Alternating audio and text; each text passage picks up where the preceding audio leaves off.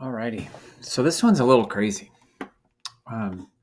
But what I'm saying is in these grids randomly, there are plus signs formed by ones. So see right here, here's 3 ones in a row, and then there's a 1 above and below. That makes a plus sign. Same thing happens over here. Here's 3 plus signs and then 1 above and 1 below. I know there's extras, but that makes a plus sign. And sometimes your code has to work with any size grid, and this one has 6 in it. So there's always going to be at least 1. And you need to write this method right here. So yeah, some of you might be thinking, oh my goodness, what am I supposed to do? Well, I'll tell you. You can easily be at a spot. Let's say you're at this spot right here in the 2D array. You can easily check if the left cell, the right cell, the upper cell, and the lower cell are all equal to 1. And that's what we're going to do. And the trick is you'll start your for loops right here at that spot rather than top left. Because if you went right here and tried to go to the left, you'd crash. And if you tried to go up, you would crash. So we're going to purposely start right here, and we're only going to go to here and then ultimately down here. So I'll show you what I'm talking about. Let's make a variable to count. Int count equals 0. And we'll do a for loop for the rows. Int r equals 0. We're going to start at 1, remember? Said we're not going to start at row 0 because that would make it crash when we check the previous row. There is no previous row if you're on 0. So we're going to keep going as long as r is less than, I called this g so we could type a lot less stuff. So g dot length r plus plus. Sorry, we want to go to the length minus 1 because again, we don't want to go all the way down to this row and then try to check above and below, left, right. It would crash. So we're going to go from this row all the way down to this row. Okay. Then now we're going to do columns for int c equals, also starting at 1, c less than, remember the length of c, the number of columns is the length of g0.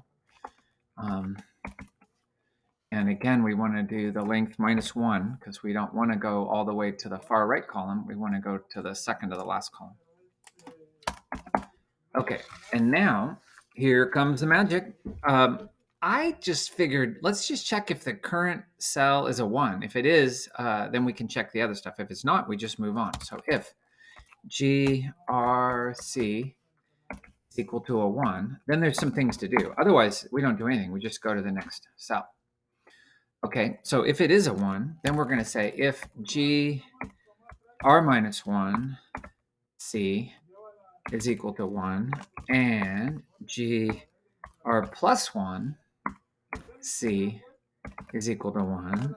And so that's the one above and the one below. And now we're going to check GR C minus 1, one column to the left, equal to 1. And one column to the right, also equal to 1. That whole thing, that crazy if, that means we found a plus sign because we know the center is a 1. So we checked above, below, left, and right. They're all 1s. So at this point, I want to do count plus plus.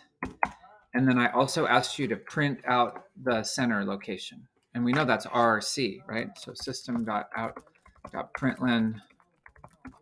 And I want the brackets. So there's an open bracket plus R plus, we're going to do the close bracket and then the open bracket for the C, and then plus C plus close bracket, close paren. And I'm going to put a space there just so they're not all on top of each other.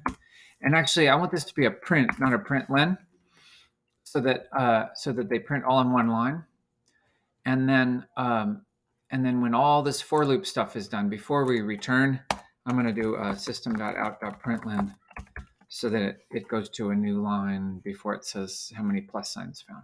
And to get the number of plus signs, we actually have to return count, not 0. And then that ought to do it, unless I left an error in here. Yeah. Okay. So it says there's a plus sign at 528. We'll do it over here. 0, 1, 2, 3, 4, 5. Hey, right here. Right there. Here's a plus sign right there. And then the one I put in always is at 7, 8. It's right here. Down there. So let's run it again, see what happens. Yeah, there's more that time. I told it's random. And I didn't make too many because I didn't want it to, I wanted you to be able to see them. I mean, if they were all ones, you'd have a large number of plus signs. So. All right, I hope this helped. I think the real lesson I wanted you to think through was that it's okay in a two-dimensional grid to check above and below, left, right, as long as you're not going out of bounds. Like if these were the only ones you checked, you can go up, down, left, right on all of those without crashing. And you do that by starting at 1 and by ending 1 earlier than you normally do. It's a nice trick.